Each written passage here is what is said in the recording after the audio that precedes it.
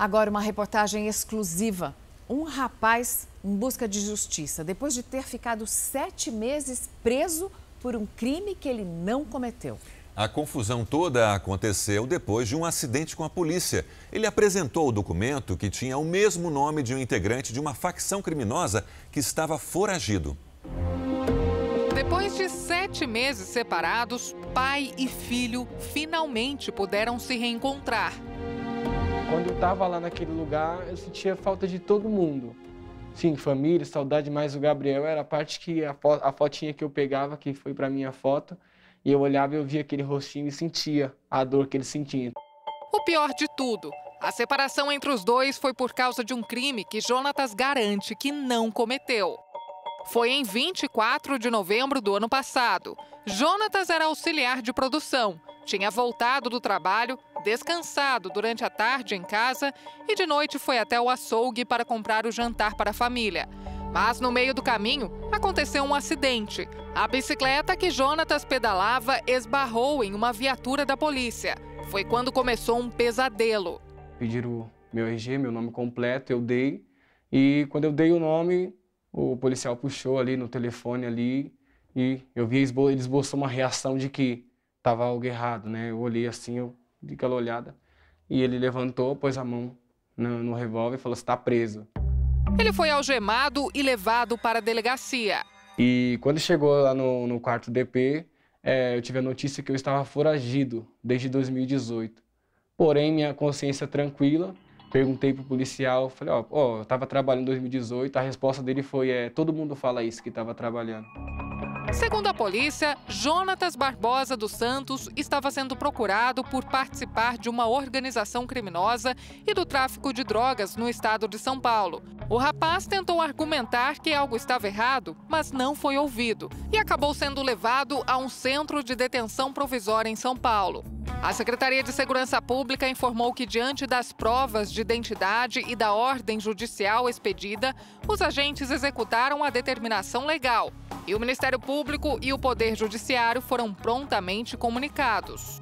10 anos atrás, Jonatas já tinha sido preso por participar de um assalto. Ele cumpriu pena e foi solto. Decidiu então mudar de vida. Estava feliz com o trabalho e com a família que tinha construído. Garante que nunca mais se envolveu em crimes.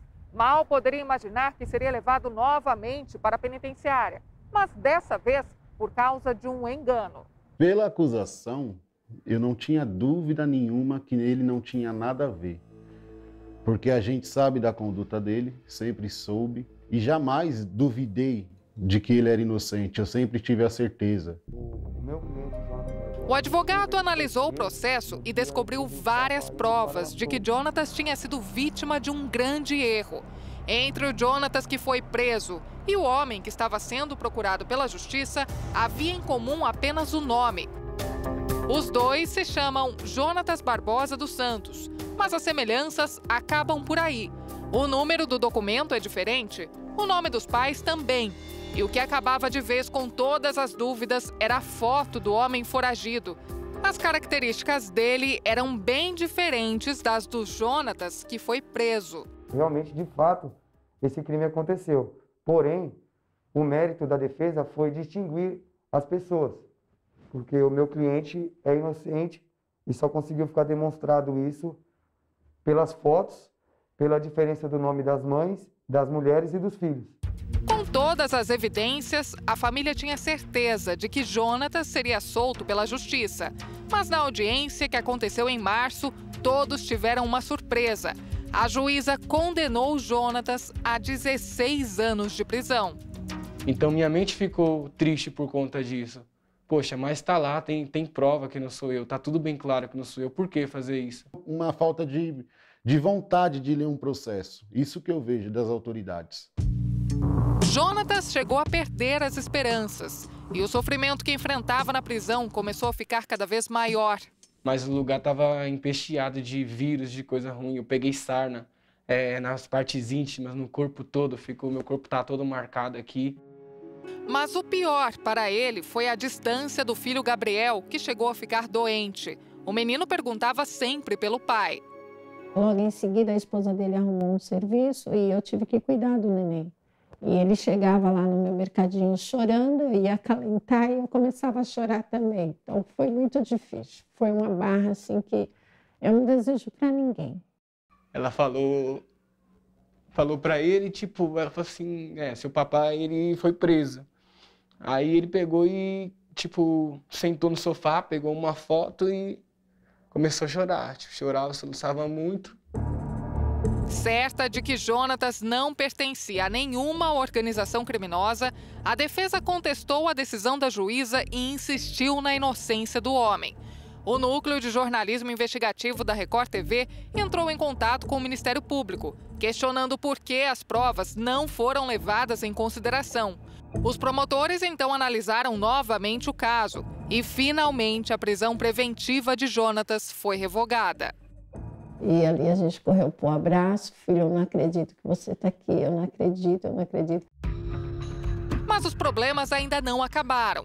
No processo, ele ainda está condenado a uma pena de 16 anos de prisão. A gente vai reverter isso porque a gente agora está rico de provas. O Tribunal de Justiça respondeu que não se manifesta sobre questões jurisdicionais. O Ministério Público informou que, a partir do momento processual em que foi apontada a dúvida quanto à real identidade do autor dos fatos, a liberdade provisória foi imediatamente requerida. E também afirmou que vai pleitear a absolvição do acusado em razão da dúvida verificada. Jonatas agora consegue enxergar um novo caminho pela frente e a família está mais aliviada por estarem juntos outra vez. Mas o erro deixou traumas e as consequências da prisão não serão esquecidas. Ele tinha emprego, perdeu o emprego dele. Ele estava tirando a habilitação, perdeu o processo de habilitação. Eu acho que a justiça tem que ser feita da forma certa, não de qualquer jeito. O Estado, o governo, não sei, ele de alguma forma tem que responder por isso.